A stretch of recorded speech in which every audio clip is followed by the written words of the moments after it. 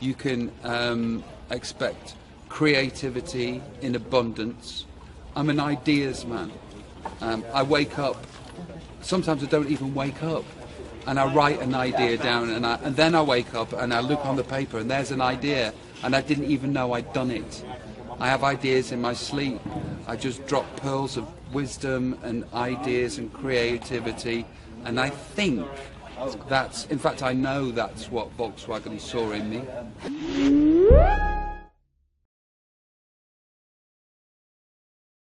I don't know, I just think that as I get older, I was just writing songs for writing songs' sake, and I just happened to be in a phase where everything was a hit and everything worked, and I wasn't kind of writing songs to write hits. And as I get older and the mechanics of show business start to diminish a little bit for me, you know, I'm not huge on the radio, I'm not, you go, right, okay, what is this that I need to do? I need to write a hit. And so we wrote Candy, and it just sounded big. There's a big chorus, sing along, and they don't come. You can't actually sit down and decide to write a hit.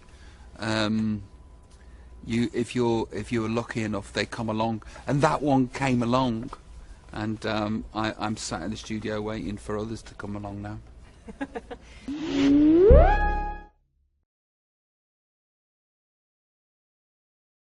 I did that in 2007. I sort of retired. I didn't tell anybody because I second-guessed myself, but I was a bit of a drama queen. That's it for me.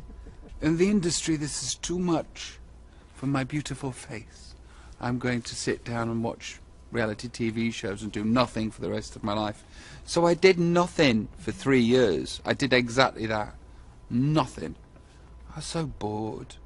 I was that bored that my mind started to turn into Swiss cheese. You know, I just sat down and watched TV, and sat down and watched TV, and sat down and watched TV. And what I know about me is that I need to work, I need to be creative, I need to embrace what happens to me out there in show business land. And I am, and I have. And I think being a dad sort of focuses your attention too. You know, I feel more lucky than I ever have done. I used to be quite arrogant and kind of, yeah, I deserve all this. But as I get older, I kind of realise in how lucky I am and who I am and where I am in the world. And I'm just enjoying working. And I'm also, you know, I suppose I'm competitive, and I sort of... Manchester United, after they win the Champions League, don't go, we don't need to do it again. We've won the Champions League. I at least want to qualify for Europe every time I have an album out. At least qualify for Europe. I don't need to win the Champions League, though, you know, I wouldn't knock it back.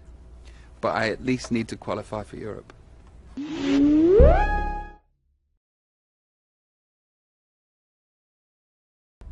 I don't know, because, I mean, like, you know, the romantic answer is yes. But I haven't lived this life without Ida. I don't know whether it's a case of maturity and Ida, or whether I would have found myself here anyway. All I know is that my life feels a lot more comfortable and a lot more full having a fantastic partner. And I think the short answer is yes. There's a long answer to that, but I don't know, because, you know, age is age and maturity is maturity, and it finds us all at some point, I would guess. But I will say this: I'm so in love and so happy with my partner. She's a really cool chick. We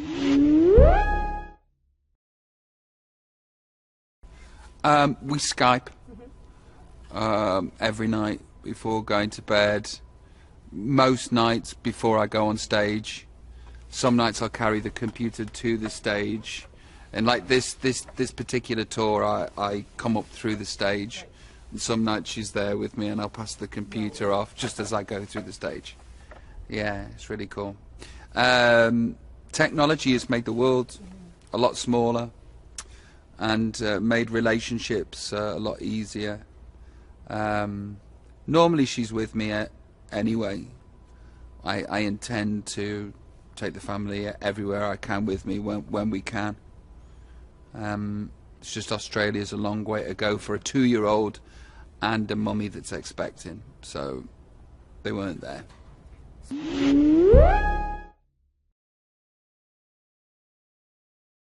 All the time. Absolutely all the time. Every time I look at her, I want to tear a little bit, and you know, I'm the archetypal proud dad. She's amazing.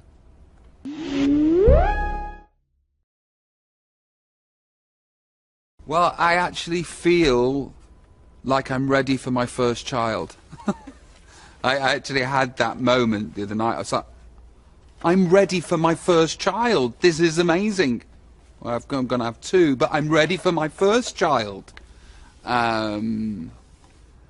Yeah, I was terrified about having a child because of being a selfish pop star, and worried that, you know, it's very important that you look after, love, care and tend for this very important, precious life. And what if I can't, and what if I don't want to? And I didn't realise how much you get back. And yeah, I'm ready for my first child now. Sorry about that, Teddy, but I'm definitely ready for the first one.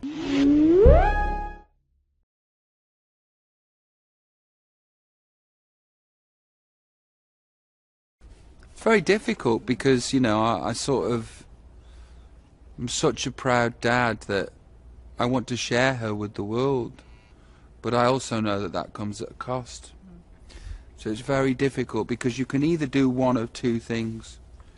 You can have her live a public life and all that goes with it, or you can keep her away and guarded and never get to, you know, do the premieres or go to the cinema or go this, you know, it's sad in a way because, you know, I like to have Teddy be out there on our own terms, but it doesn't work like that, unfortunately.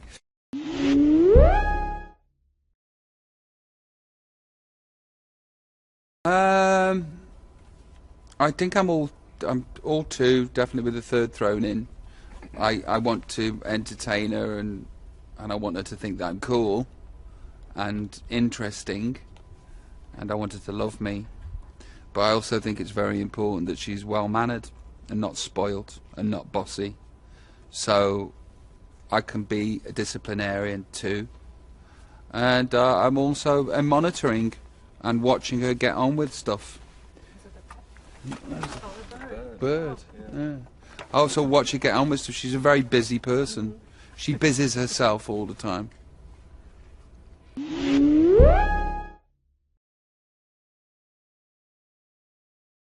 At the moment, I sing a medley of songs from Frozen. Of course, everybody does. Yeah. And my favourite is "Love is an open door, love is an open door," and "Let It Go" is a wonderful song. And Teddy does "Let It Go, let it go." She does the head and the arms.